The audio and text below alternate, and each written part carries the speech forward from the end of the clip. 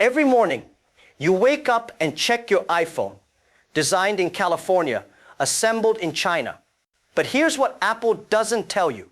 The chip that makes your iPhone actually work, the technology that enables Face ID to recognize you in milliseconds, the algorithms that power Siri's voice recognition, those weren't created in Cupertino. They were developed in a small office building in Herzliya, Israel. You open your laptop, launch Windows, check your email. Microsoft's name is everywhere. Redmond, Washington, Silicon Valley, the American tech giant. But the cybersecurity protecting your data, the kernel-level optimizations making your computer faster, the AI systems predicting what you'll type next, those came from Microsoft's research center in Haifa, Israel. You search for something on Google, the world's most powerful search engine, built by 2 Stanford students in a garage. Except the machine learning infrastructure that processes your search in nanoseconds, the natural language processing that understands what you really meant, even when you misspelled it, the ad targeting algorithms that seem to read your mind, those were perfected in Google's second largest engineering center, which isn't in Mountain View, California, it's in Tel Aviv, Israel. Are you starting to see the pattern? This isn't coincidence. This isn't random corporate strategy. This is the most sophisticated technological colonization operation in modern history, and it happened while you were scrolling through social media, completely unaware that the device in your hand, the software you depend on, the digital infrastructure your entire life runs on, has been systematically designed, controlled, and monopolized by research centers in a country smaller than New Jersey. But here's what makes this truly extraordinary and truly unsettling if you understand what it means. This isn't about 1 or 2 tech companies outsourcing some minor development work. Every single major technology corporation that controls your digital life has built massive, critical, irreplaceable research facilities in Israel. Not satellite offices, not support centers, not sales divisions. We're talking about the core research and development operations where the actual innovations that power tomorrow's technology are being created right now. Apple, Google, Microsoft, Intel, Nvidia, Amazon, Meta, Cisco, IBM, HP, Oracle, Qualcomm, every name you recognize, every company whose products you cannot live without, they all have one thing in common. They've all made massive strategic investments in Israeli research centers that are developing the technologies you'll be using 5 years from now. And the question nobody's asking, the question that should terrify anyone who understands how technological power really works, is this. How did a nation of 9.5 million people, constantly under security threat, with no natural resources, located in one of the world's most unstable regions, become absolutely indispensable to every technology company on Earth? This isn't about innovation culture or entrepreneurial spirit. Those feel-good explanations miss the point entirely. This is about strategic positioning, systematic dependency creation, and the calculated weaponization of technological expertise to make yourself so valuable, so irreplaceable, so deeply embedded in global infrastructure that removing you becomes impossible. Think about what this really means. When Intel designs the processors that power everything from your laptop to data centers running global banking systems, those chips are being architected in Israel. When Nvidia develops the GPUs that train the AI systems that will define the next decade of technology, that work is happening in Israel. When Mobileye creates the computer vision systems that will drive autonomous vehicles, potentially controlling transportation infrastructure worldwide, those algorithms are being written in Israel. This isn't just about commercial success, this is about control. This is about positioning yourself at the absolute center of global technological infrastructure so that every major corporation, every developed nation, every critical system becomes dependent on your expertise, your innovations, your cooperation. And here's the part that should make you pause and think. This dependency wasn't accidental. It wasn't organic. It was engineered through decades of systematic strategy that most analysts completely missed because they were focused on the wrong metrics: military strength, economic size, diplomatic relationships. They didn't see what was really happening. A small nation was quietly building technological leverage that would make traditional power metrics increasingly irrelevant. Let me give you a number that exposes the scale of what we're talking about. Israel, with a population smaller than New York City, has attracted over $150 billion in foreign direct investment into its technology sector over the past 2 decades. But that's not the impressive number. Here's the impressive number. Over 400 multinational corporations have established research and development centers in Israel, not regional offices, R&D centers where core technologies are being developed. 400 multinational corporations have decided that whatever they're building for the future, they need to build it in Israel. That's not a coincidence. That's not market dynamics. That's strategic positioning so sophisticated that by the time you notice it, you're already completely dependent on it. But the question still remains, why? What makes Israel so uniquely valuable that the world's most successful corporations are willing to place their most sensitive research, their most critical innovations, their competitive advantages in this specific location? The answer isn't what most people think. It's not about Jewish networks or lobbying or political connections. Those explanations are lazy and miss the sophisticated reality of what's actually happening. The real answer is far more interesting and far more replicable for anyone seeking to understand how to build strategic advantage in any competitive environment. Israel figured out something that most nations, most companies, and most individuals never grasp. In the modern world, being the biggest or the richest or the most powerful doesn't matter nearly as much as being the most indispensable. And the way you become indispensable isn't by competing in markets others created. It's by controlling the technologies that create markets others will compete in. Let me break down exactly how this works, because understanding this pattern will change how you think about power, competition, and strategic advantage forever. First, Israel didn't try to build consumer technology companies that would compete with Apple or Google. That's a game you can't win when you're starting with massive resource disadvantages. Instead, they focused on building the underlying technologies that Apple and Google would need to buy or license to build their consumer products. They became the supplier to the suppliers, the enabler of the enablers. When Apple wanted to develop facial recognition technology, they didn't build it from scratch. They acquired PrimeSense, an Israeli company that had already solved the technical challenges. When Google wanted autonomous vehicle technology, they didn't develop it internally. They partnered with Mobileye, an Israeli company that had spent years perfecting computer vision systems. When Intel needed their next generation of processor designs, they didn't create them in Oregon. They developed them in their Israeli design centers that had become centers of excellence for chip architecture. This pattern repeats hundreds of times across every major technology category. Israel positioned itself not as a competitor in technology markets, but as the critical enabler of technology markets. And here's why that's genius. Competitors can be replaced, but enablers become dependencies. Kill a competitor and you take their market share. Remove an enabler and you destroy your own ability to compete.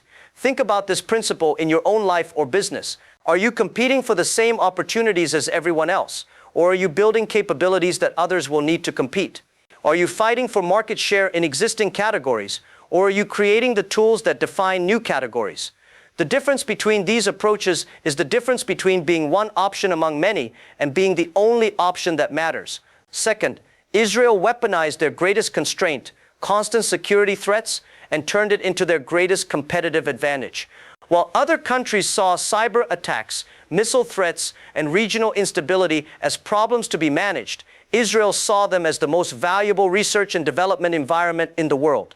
When you're defending against state-sponsored cyber attacks every single day, you don't develop cybersecurity theories. You develop cybersecurity technologies that actually work in the real world. When you're building missile defense systems that must work with 100% reliability or cities get destroyed, you don't create prototypes, you create production systems that have been battle-tested in actual combat conditions.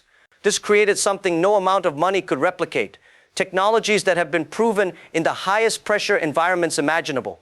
When Checkpoint Software says their cybersecurity systems work, they're not making marketing claims. They're offering systems that have defended against actual nation-state attacks launched by sophisticated adversaries with unlimited resources and motivation. When Rafael Advanced Defense Systems sells missile defense technology, they're selling systems that have intercepted thousands of real missiles targeting real cities with real-time decisions made in milliseconds with zero tolerance for error. This battle-tested credential became Israel's most valuable export. Every technology developed under these extreme conditions automatically came with a proof of concept that no competitor could match. It works when failure means people die. It works when adversaries are actively trying to defeat it. It works under the worst possible conditions. Major corporations started paying premium prices not for theoretical capabilities, but for proven systems.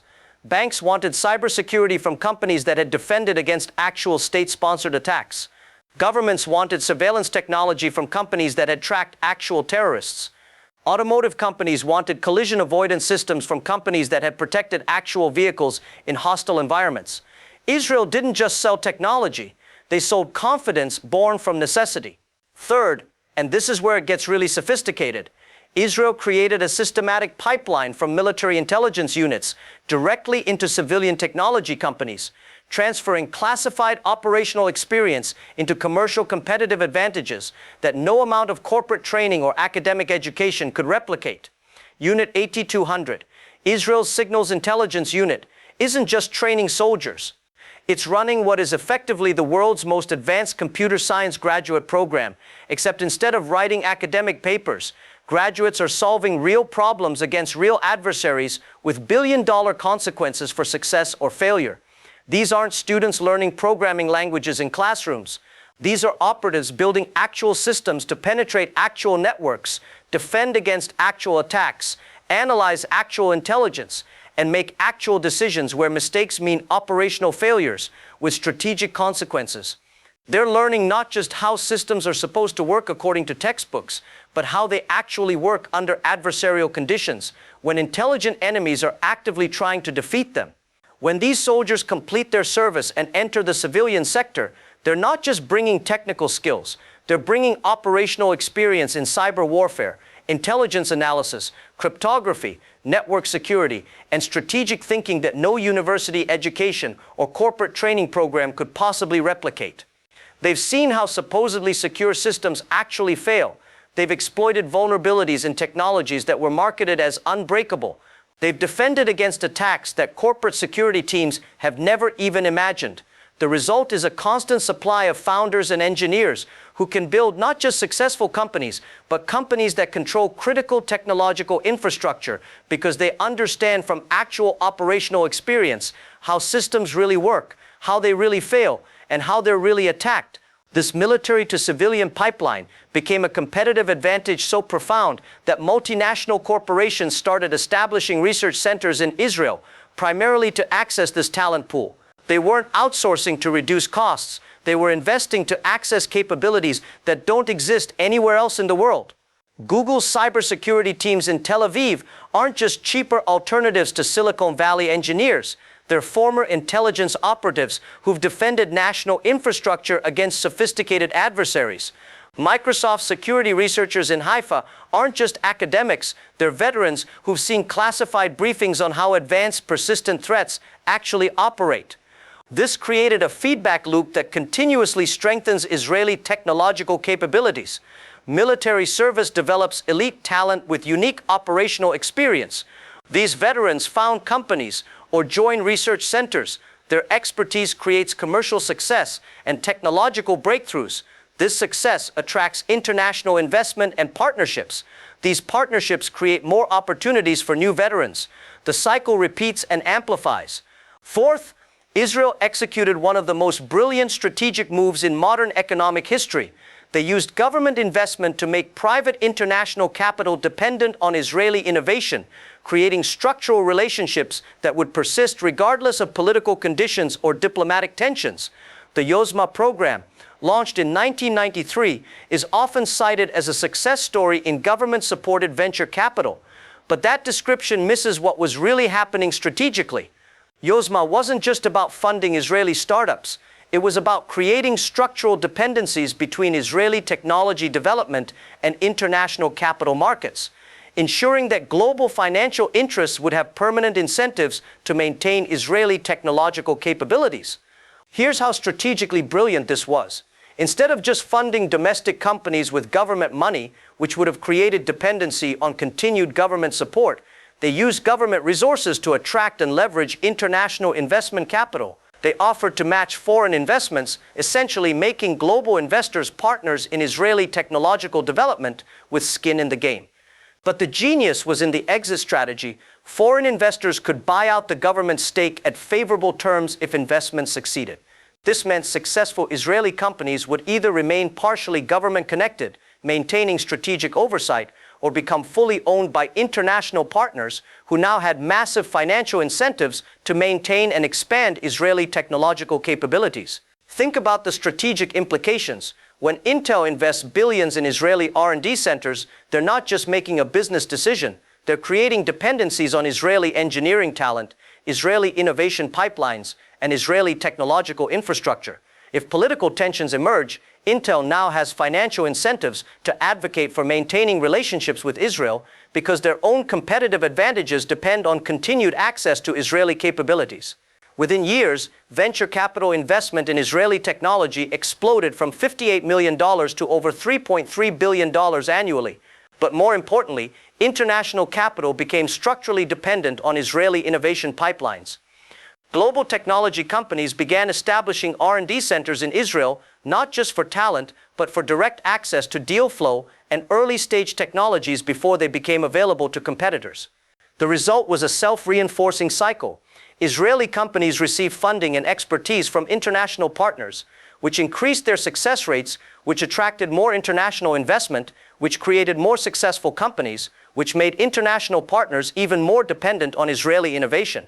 Each success multiplied the dependency, creating a web of financial relationships that made Israeli technology indispensable to global markets. This wasn't just smart economic policy, it was strategic dependency creation disguised as economic development. It was turning capitalism's drive for returns into geopolitical insurance. It was making Israeli success essential to the financial interests of the world's most powerful corporations and investment funds. Fifth, Israel solved one of the most difficult challenges in technology development. How do you maintain cutting-edge expertise in a small talent pool that could easily be poached by larger, wealthier competitors offering higher salaries, better amenities, and more prestigious positions? The answer was counterintuitive.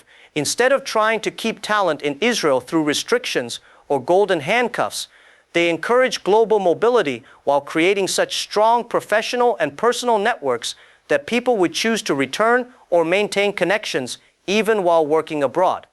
Israeli engineers work at Google in Mountain View for 5 years, gain experience with the most advanced technology systems in the world, build relationships with global leaders in their field, learn how truly large-scale systems operate, then return to Israel where they can apply that knowledge in a more entrepreneurial, less bureaucratic environment while maintaining their Silicon Valley networks and international credibility.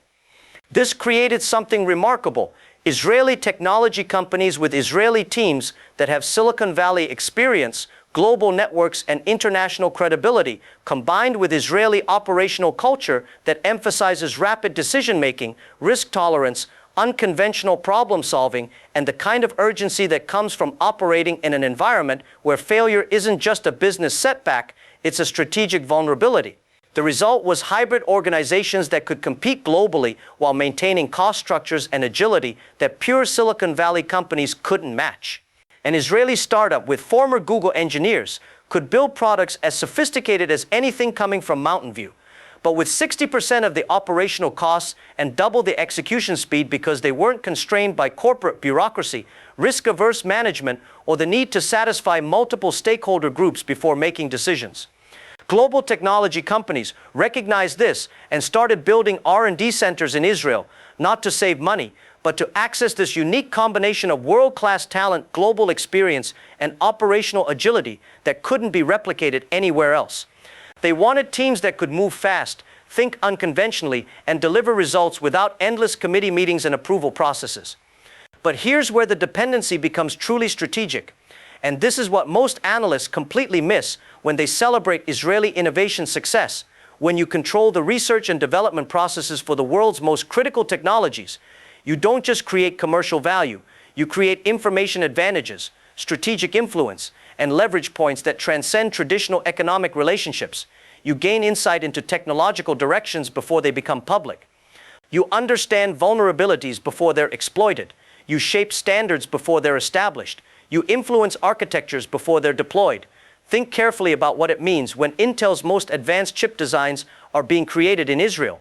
It means Israeli engineers have access to the technical specifications, manufacturing processes, supply chain vulnerabilities, and performance limitations of the processors that run global infrastructure, banks, governments, military systems, communication networks before anyone else in the world. That's not just commercial knowledge, that's strategic intelligence. That's understanding the computational foundation of modern civilization before it's even built. When Microsoft's cybersecurity systems are being developed in Israeli research centers, it means Israeli engineers understand the vulnerabilities, security architectures, defense mechanisms, and potential backdoors in the systems protecting everything from banking networks to government communications to corporate secrets. That's not just product development. That's potential access to global digital infrastructure. That's understanding how the world's information is protected and where the weaknesses exist. When Google's machine learning systems are being optimized in Tel Aviv, it means Israeli researchers understand the algorithms, training methodologies, data requirements, and operational limitations of the AI systems that increasingly control information flow, content moderation, search results, and knowledge access for billions of people. That's not just technical expertise, that's influence over how the world accesses and processes information. That's shaping how humanity thinks before thoughts are even formed. This is where technology leadership becomes something far more significant than commercial success.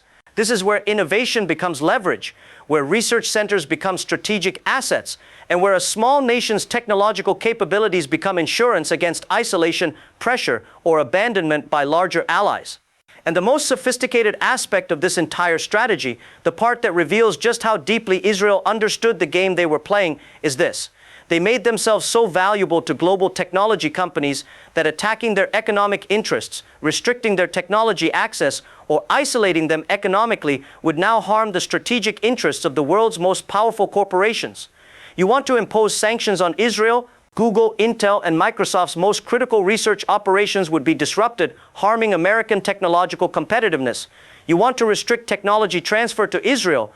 You're cutting off the innovation pipeline that Apple, Amazon, and Nvidia depend on for competitive advantage against Chinese rivals.